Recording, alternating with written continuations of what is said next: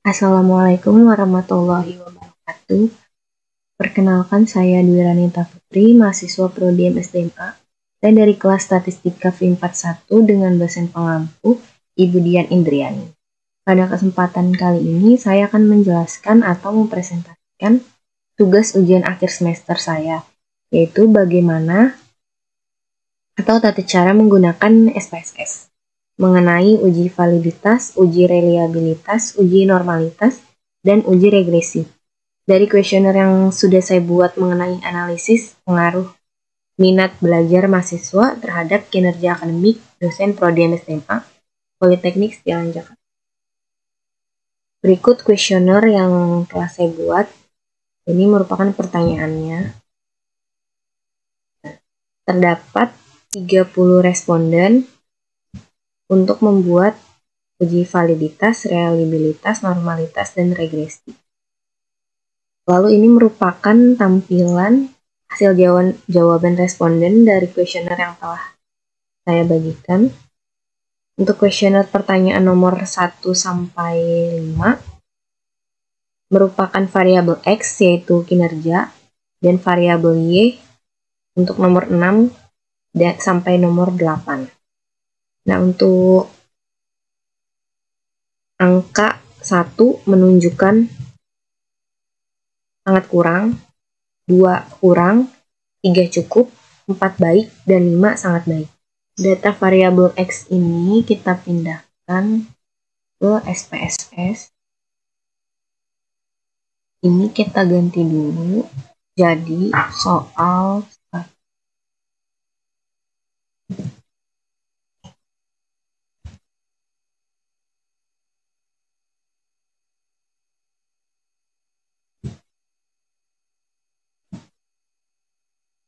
lalu desimalnya diganti dengan 0.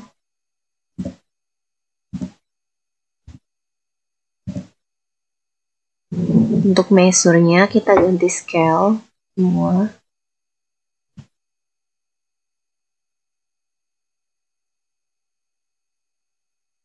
Lalu kita pencet transform, compute variable. Ini ditambahin semua.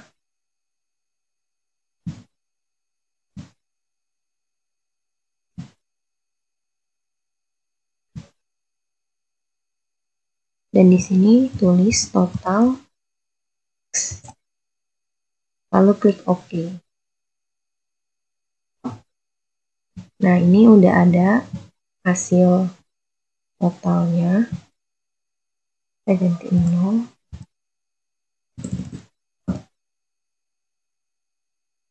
Nah, setelah muncul total, klik Analyze,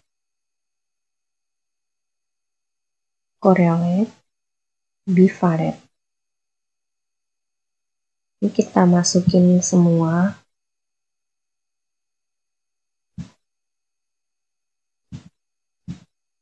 Sama totalnya.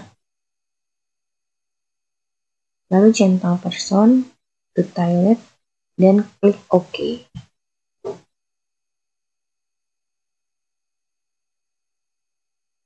Nah, dari data ini, seluruh instrumen penelitian pada variabel ini dinyatakan valid.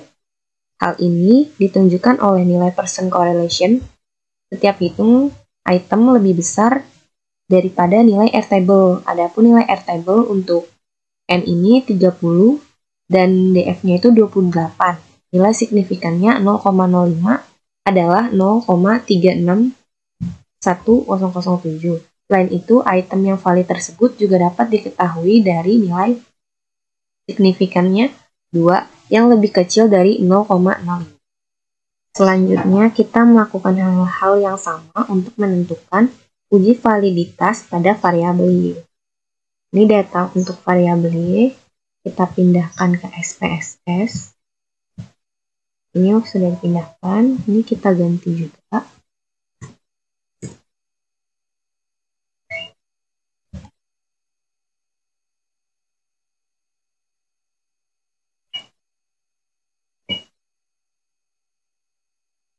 Dan desimalnya juga sama, diganti jadi 0. Dan measure juga diganti scale. Lalu kita jumlahkan terlebih dahulu.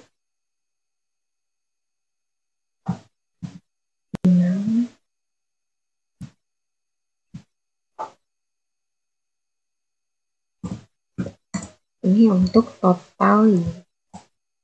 Lalu klik OK. Nah, setelah muncul total, kita klik Analyze.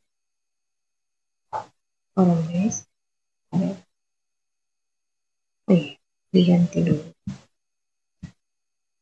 Terus scale, desimal 0.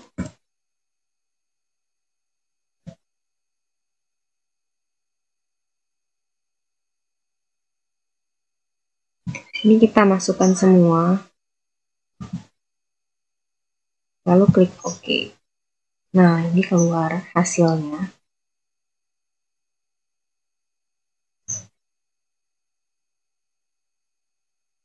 Nah, dari data ini, seluruh instrumen penelitian pada variabel ini adalah valid.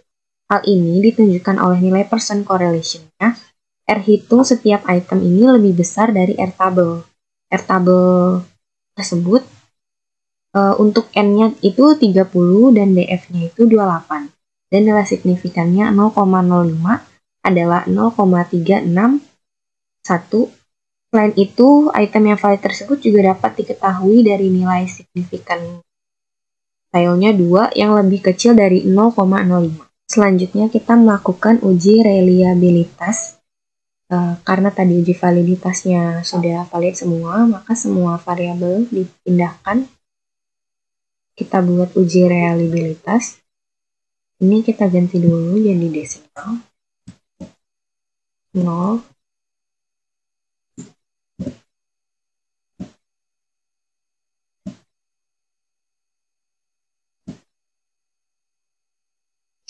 Ini juga scale.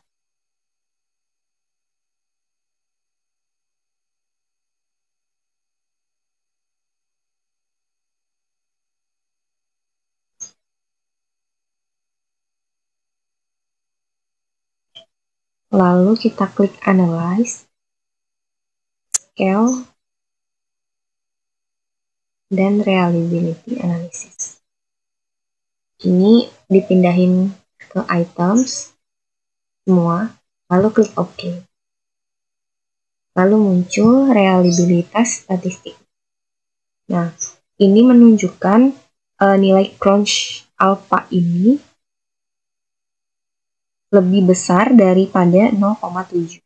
Nilai Cronbach alpha sebagaimana tertera dalam tabel reliabilitas statistik itu adalah 0,841. Selanjutnya kita melakukan uji regresi, yaitu dengan memasukkan total variabel X dan variabel Y. Lalu klik Analyze, regresi linear. Yang didependen ini total X dan independen total Y.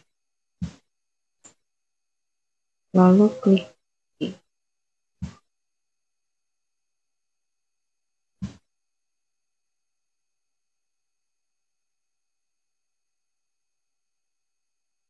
Hipotesis ini H0 tidak terdapat minat belajar mahasiswa terhadap kinerja akademik, dan HA terdapat pengaruh minat belajar mahasiswa terhadap kinerja akademik. Nilai signifikan 0,001 yang berarti lebih kecil dari 0,05. Dengan demikian maka HO ditolak dan HA diterima. Lalu bisa juga dilihat dari nilai T-tabel sebesar 2,04841. Nilai T hitung ini didapatkan untuk data penelitian di atas 3,823.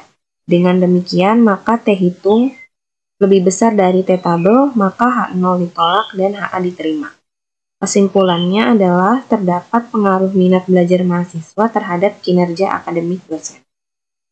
Kemudian yang terakhir, kita melakukan uji normalitas dengan cara memasukkan total variabel X sebagai kinerja dan Y sebagai minat belajar. Pertama, kita mencari nilai residual dengan mengklik Analyze, Regression, dan Linear. Kinerja dimasukkan ke dependen dan minat belajar di independen.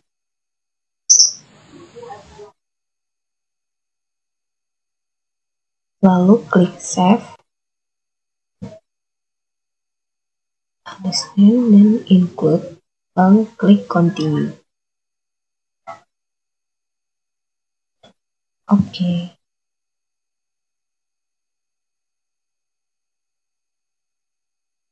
Setelah datanya keluar, kita klik Analyze, Non-Parametric Test, Legacy, dan satu sampel. Hasil dari residual tadi dipindahin ke test variable,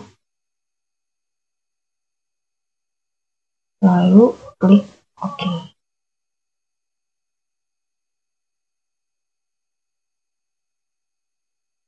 Ini merupakan hasil dari normatif. Di sini sigma-nya 0,036. Hal ini menandakan bahwa data pada penelitian ini berdistribusi normal, karena nilai signifikannya lebih dari 0,05. Cukup sekian yang bisa saya sampaikan, kurang lebihnya mohon maaf. Wassalamualaikum warahmatullahi wabarakatuh.